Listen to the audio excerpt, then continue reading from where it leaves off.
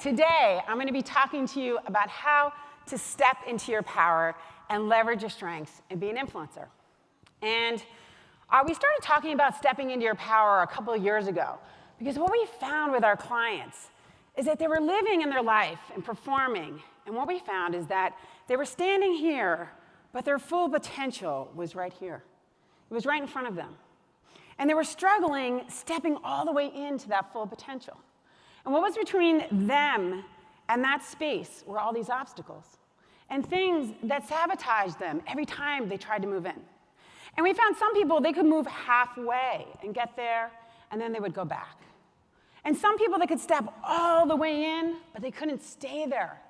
And then they would be pushed back again.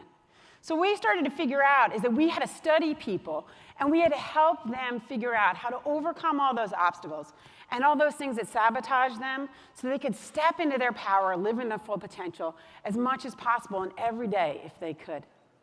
So in our research, in our coaching of people, and in our studying of doing that, we came up with these trends, and I'm going to show you what they are today and how we do it and what we found really help people do this. So what we do is we help agents, CEOs, owners, people in all different industries, but especially in the real estate industry, become Olympians in their marketplace. Because what we found is that you have to really study yourself. You have to practice your skills. You have to push yourself hard to be really good at what you do. And the reason why you have to think of yourself as an Olympian, someone who's really going for the gold every single day, is because the competition is really tough. Okay, there are a lot of people out there who are really good, who are really smart, who are tech savvy, who are young, who are hungry, who are changing industries and coming into this one. Okay? The competition is really hard, and it's only getting tougher. So what you have to be doing is you have to be evolving. Okay? So recently, I was asked by Fast Company to be interviewed in an article. And it was on the 7 skills that leaders were going to need in the next 10 years. And so when they were interviewing me, I said, you know what, the first thing you're going to need to know is that in the next 10 years, 50% of the jobs that exist today will not exist anymore. Okay? Now, that doesn't mean there are going to be 50% less jobs. It means they're going to be different. So we have to be able to pivot. We have to be able to adapt. We have to be able to shift. This isn't an option anymore. This is mandatory. And here's the thing that's interesting. It's actually harder to not evolve than it is to evolve. Okay? And here's the other thing we found, is that if you're not evolving at the right pace, if you're kind of standing still or just doing it slowly, then you're actually starting to go backwards because other people are going forward so fast. So here's what it means. As we evolve, we actually create better versions of ourselves. Isn't that better? And what I mean by evolve is, we're not trying to change. We're not trying to change who we are. You're perfect the way you are. You're trying to be the best version of yourself you can be. See, when we first got into feedback is the big new thing now, and it's good. I'm going to talk about that in a little bit. But when we first started giving people feedback, we're like, you have to change. You can't do this anymore. These are your negative qualities. We don't do that anymore. We say, no, what? You're fantastic. But what you need to do to be an Olympian is you need to evolve yourself into a better version. So here are 3 ways that we've discovered to help you step into your power and live inside your full potential. Okay, 1 is you need to own your success. Okay? 2 is you have to be an influencer. And 3 is you've got to be able to relate to all people. You have to be able to connect with all the human beings that you work with, because while you may think you work in the real estate industry, you actually don't. You work in the people industry. So understanding people is mandatory. So I'm going to start with owning your success. So I had an experience many years ago when I was in 8th grade, the summer of 8th grade going into 9th grade, that actually changed my life. I was a serious soccer player growing up. And I was invited this one summer to go to what was called a regional camp. And it was in the Olympic Development Program. There were 4 regional camps in the country. There was one on the East Coast, the Southwest, the Midwest, and the West Coast. And from these camps, they would pick the national team. And they'd analyze all the players and develop them into their Olympic program and take them through. So I went to this camp, and I played my heart out for a full week. And I had all the best coaches in the country analyzing every single thing I did and taking all kinds of notes on me as a player. And at the end of that week, the guru of the whole camp, the best picker of talent in the country, I overheard him say, Liz doesn't have what it takes. She's not all that she's cracked up to be, and she really doesn't have what it takes. And a couple of other things that were really pretty devastating. So I went home that year. Now I was only in 9th grade, right? And you've heard basically that everything you've dreamed of is pretty much shattered. And I went home that year, and I played, of course. I continued to play, and I played all year, and I worked my heart out. I played so hard, and I told this one coach what had happened to me, and he kept saying to me, don't listen, you can't listen to that, you can't listen to that, you can do this. And every time I had a bad game or a bad day, I went back, I replayed that guy saying that again and again. I went back and said, see, here's the evidence. I'm not good enough. And when I had a good day, I thought, well, maybe he wasn't right. So miraculously, I was invited back again to this camp the next summer. And I went back, and I did the same thing again. I worked really hard all week, and I played my heart out. And at the end of that week, the exact same guy said I was one of the best talents he'd ever seen. So I learned a great lesson, and it was a gift at that stage of my life, only going into 10th grade. And what I learned is that I had to own my success, that no one was going to decide what my future was, or what I was going to be good at, or what I was going to be bad at, that only I really knew. So here's the message. At the end of the day, what your full potential looks like is known only by you. And the only person who judges what that looks like is that person in the mirror. They're the one that knows the truth. Your truth is known by you. And when you don't show up, you know it, even if everyone around you is telling you you're doing great. And when you put your whole heart into something and it doesn't work out, you know it was your whole heart and it was okay.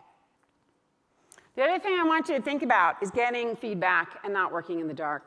It's so critical to your development. And the reason why that is because we all have blind spots. Raise your hand if you know what blind spots are. And I don't mean driving. Okay, about half of you. So there's something called the Johari window, okay? And if you look at this, you can see in the bottom corner, private knowledge is our knowledge that we know about ourselves, but others don't know about us.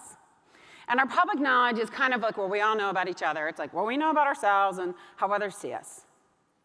But our blind spot is this spot that others see in us, but we don't see in ourselves. Now, sometimes it's a positive thing. Sometimes it's some great quality we have that we don't think is so great, but others say, no, this is what positions you uniquely. And so you want to get that feedback and know what that is. But sometimes it's something negative.